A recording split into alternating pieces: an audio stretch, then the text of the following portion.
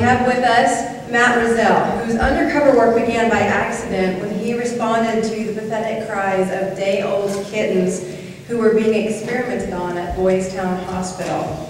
Since then, Matt's unlikely career in investigating animal cruelty has taken him to places such as the Oregon National Primate Research Center, under the big top at Walker Brothers Circus, and inside almost every sort of factory farm. Matt currently serves as the Northwest Director in Defense of Animals, and he lives in Portland, Oregon with his wife Leslie and his daughter Felix and their pack of rescued dogs, chickens, and bunnies. Sounds like a really fun household. I had the pleasure a couple weeks ago of seeing the entire family at a fun-filled karaoke evening. That was quite a blast. Please join me in giving a very warm welcome to Matt Rossell.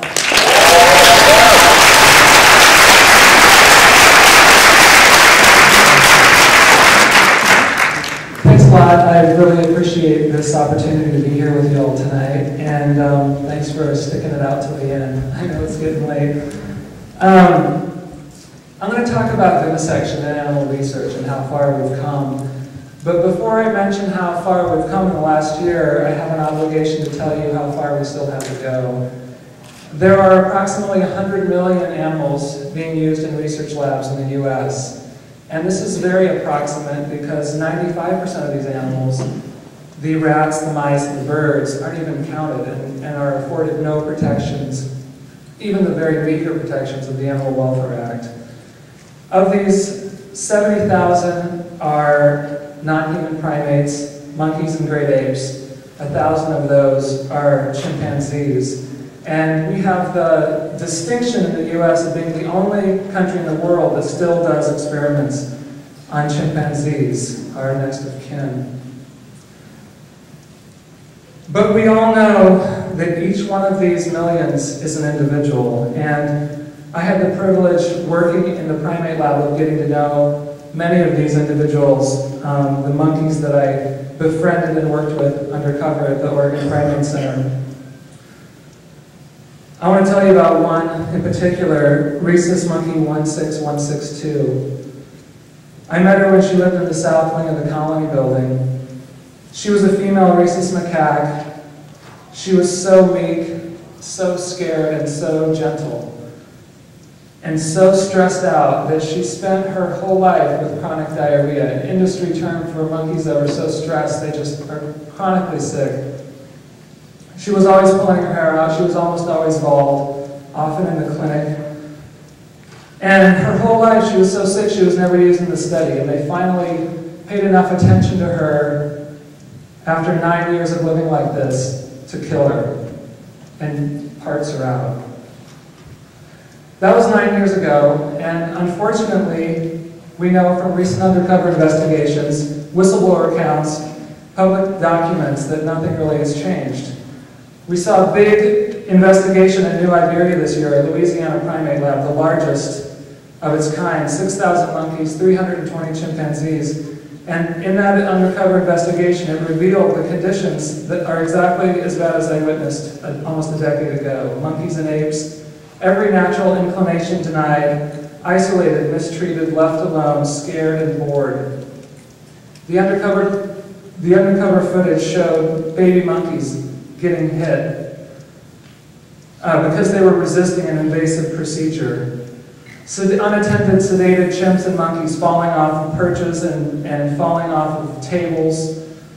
Monkeys getting their arms and hands caught because they were bored, trying to fish a bit of food out of the bottom of underneath the bars of their cage. Monkeys going crazy from confinement, pulling their hair out, biting and chewing and attacking their own bodies, doing serious damage. But now for good news. The changes and successes we have seen over the past year are amazing. Light is shining into these labs, and the public is finding out how their taxes are being wasted. Slow but consistent progress is being made. The New Iberia case I just mentioned was seen by millions of people on Nightline. World Week for Animals in Labs generated dozens of outreach events all over the country, and grassroots activism is everywhere across the country. Protests are happening, and people are wondering, are these protests making any difference at all? Is anyone paying attention? Well, there's one man in this room tonight, Tony Carr, who was paying attention to a demo in Oregon. He was a rat researcher at the same lab I worked at, and he looked out the window and he saw a sign of a protester that said, "Stop nicotine experiments on animals." He was doing nicotine experiments on rats. And today he's here, he's had a total life transformation, he's here with us, and he's spending the rest of his life dedicated to educating lawmakers and policymakers about alternatives to animal research.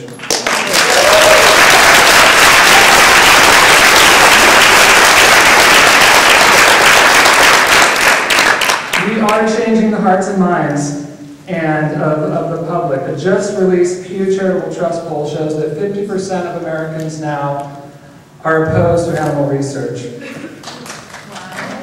Lawsuits are being fought and won for documentation to share the world what is happening in these labs. And a landmark legal settlement this year, we finally are receiving more than 100,000 pages of records detailing the lives of hundreds of chimpanzees. These are the Air Force chimps and many others, some incarcerated since the 60s, locked away, abused, and forgotten. And after a 4-year lawsuit, we're now going to finally be able to show the public the hell that these chimpanzees endured and continue to endure. And all of this is adding more pressure, especially for Congress to pass the Grade 8 Protection Act, H.R. 1326, that aims to end invasive research on chimpanzees and retire the last remaining chimpanzees in federal labs. Please contact your legislators, urge them to support and co-sponsor this important legislation. There's a coalition working to get the FDA to adopt the mandatory alternatives petition, which will require that when validated non-animal alternatives exist, that they must be used. Numerous organizations continue to update their members through e-news alerts with websites that are teaching people about how to be compassionate consumers and how to use their money wisely to save animals by not buying things tested on animals. In the last year, 6 major U.S. medical facilities have ended the use of animals in trauma training in lieu of simulator use. And last year, after a 2-year campaign, the University of Tennessee announced that it would no longer use live pigs in its medical student surgery course. And the list goes on. The University of California, Irvine ends cruel rat experiments where students were required to drill into the skulls of rats. Duke University dropped a laparoscopic surgery workshop on live pigs. The Florida Medical Conference ended cruel surgeries on pigs. University of Connecticut Health Center dropped cruel medical training course which cats and rabbits were being abused. The Nationwide Children's Hospital in Columbus, Ohio has officially ended the use of animals for pediatric advanced life support intubation training. And after extensive scientific comments to the FDA and over 700 emails from y'all, the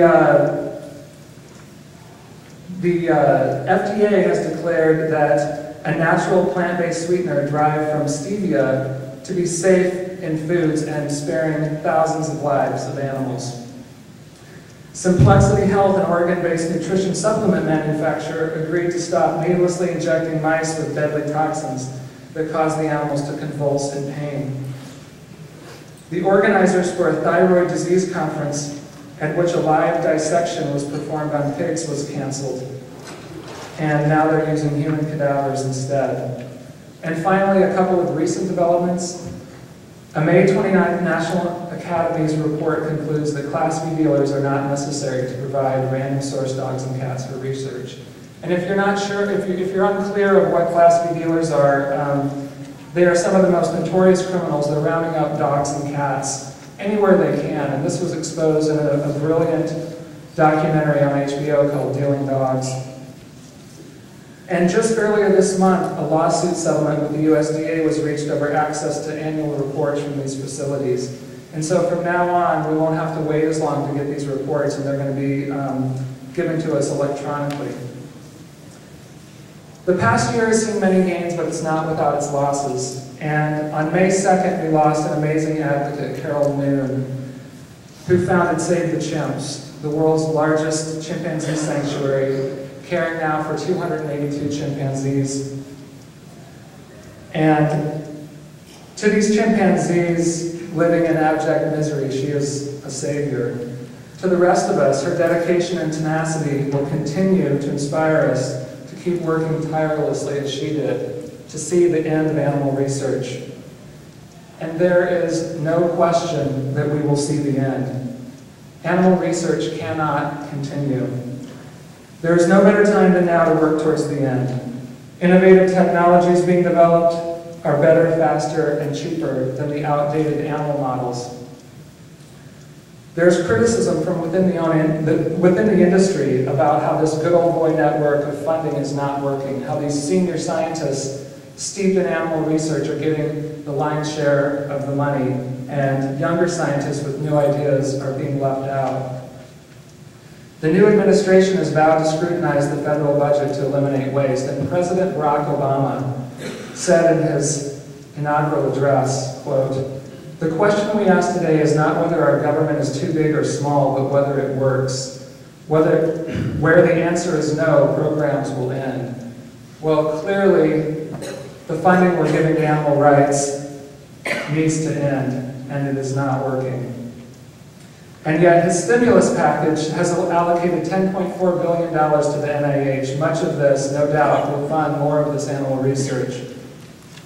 Some of the funding that it's already been funding is ridiculous research, like toy preference in juvenile monkeys, nipple preference in infant monkeys, the effects of exercise on rats, and on and on and on. A special report is right now in the works to present to the administration and Congress about the myriad ridiculous research experiments that are being funded, with an eye towards the alternatives and putting the money where it really needs to be used in human-based research. There's no question that we are making progress, and our work is crucial. All the work just mentioned, every advance we've made in vivisection over the last year, are because of the efforts of individuals outside of the research industry, because of the people in this room, you all, and people around the world who have cared enough to act. Ron DeHaven said it best. He's the Western Regional Director of the USDA at the time. He said, quote, "There is no question that Animal Welfare Act exists because of animal activist groups. And there is no question that they serve a useful function. We rely heavily on the public and animal protection groups to notify us of the problems in the facilities. And they do it. And we will continue to do it because the truth is on our side. And these animals, like monkey number 16162 that I met in that Oregon lab 9 years ago, they are not just numbers. We'll never give up until every last cage is empty." Thank you.